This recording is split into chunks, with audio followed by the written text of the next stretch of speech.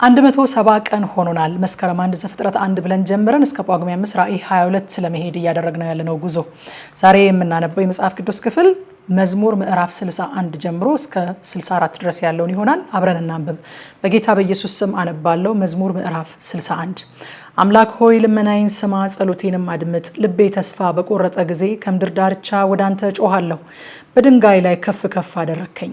ጽኑ ግንብ በጠላት ፊት ተስፋዬም ሆነኸኛልና መራኸኝ። በድንኳንህ ለዘላለም እኖራለሁ፣ በክንፎችህም ጥላ እጋረዳለሁ። አቤቱ አንተ ስእለቴን ሰምተሃልና ስምህንም ለሚፈሩ ርስትን ሰጠሃቸው። ለንጉሥ ከቀን በላይ ቀን ትጨምራለህ፣ ዓመታቱም ከትውልድ ወደ ትውልድ ይሆናሉ። በእግዚአብሔር ፊት ለዘላለም ይኖራል። ይጠብቁት ዘንድ ምሕረትና እውነትን አዘጋጅለት። እንዲሁ ለስምህ ለዘላለም ዘምራለሁ፣ ስእለቴን ሁል ጊዜ እፈጽም ዘንድ። መዝሙር 62። ነፍሴ ለእግዚአብሔር የምትገዛ አይደለችምን? መድኃኒቴ ከእርሱ ዘንድ ናትና። እርሱ አምላኬ መድኃኒቴም ነውና፣ እርሱ መጠጊያዬ ነው፣ እጅግም አልታወክም። እስከ መቼ በሰው ላይ ትቆማላችሁ?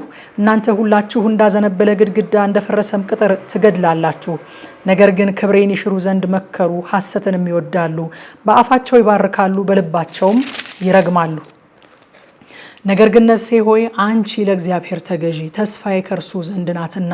እርሱ አምላኬ መድኃኒቴም ነውና፣ እርሱ መጠጊያዬ ነው፣ አልታወክም። መድኃኒቴና ክብሬ በእግዚአብሔር ነው፣ የረድኤቴ አምላክ ተስፋዬም እግዚአብሔር ነው። የሕዝብ ማህበር ሁላችሁ በእርሱ ታመኑ፣ ልባችሁንም በፊቱ አፍስሱ። እግዚአብሔር ረዳታችን ነው። ነገር ግን የሰው ልጆች ከንቱ ናቸው፣ የሰውም ልጆች ሐሰተኞች ናቸው። በሚዛን ይበድላሉ፣ እነርሱስ በፍጹም ከንቱ ናቸው። አመፃን ተስፋ አታድርጉ፣ ቅሚያንም አትተማመኑ። ባለጠግነት ቢበዛ ልባችሁ አይኩራ። እግዚአብሔር አንድ ጊዜ ተናገረ፣ እኔም ይህን ብቻ ሰማው። ኃይል የእግዚአብሔር ነው፣ አቤቱ ምሕረትም ያንተ ነው። አንተ ለእያንዳንዱ እንደ ስራው ፍዳውን ትሰጣለህና። መዝሙር 63።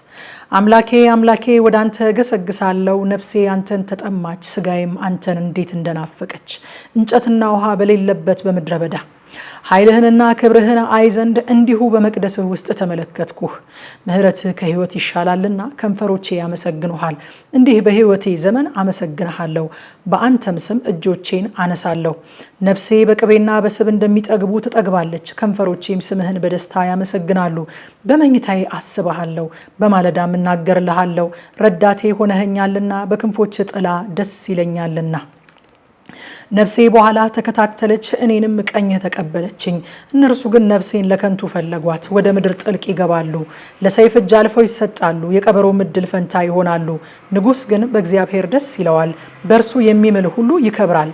ሐሰትን የሚናገር አፍ ይዘጋልና። መዝሙር ምዕራፍ 64። አቤቱ ወደ አንተ በለመንኩ ጊዜ ጸሎቴን ስማኝ፣ ከጠላትም ፍርሃት ነፍሴን አድን። ከክፉዎች ሸንጎ ከአመፀኞችም ብዛት ሰውረኝ። እንደ ሰይፍ ምላሳቸውን አሰሉ፣ መራራ ነገር ለማድረግ ንጹሕንም በስውር ለመንደፍ ቀስትን ገተሩ። ድንገት ይነድፉታል አይፈሩምም። ለእነርሱ ለራሳቸው ክፉ ነገርን አጸኑ፣ ወጥመድን ይሰውሩ ዘንድ ተማከሩ። ማንስ ያየናል ይላሉ። አመፃን ፈለጓት ሲፈትኑም አለቁ። የሰው የውስጥ ሐሳቡና ልቡ የጠለቀ ነው። እግዚአብሔር ከፍ ከፍ ይላል።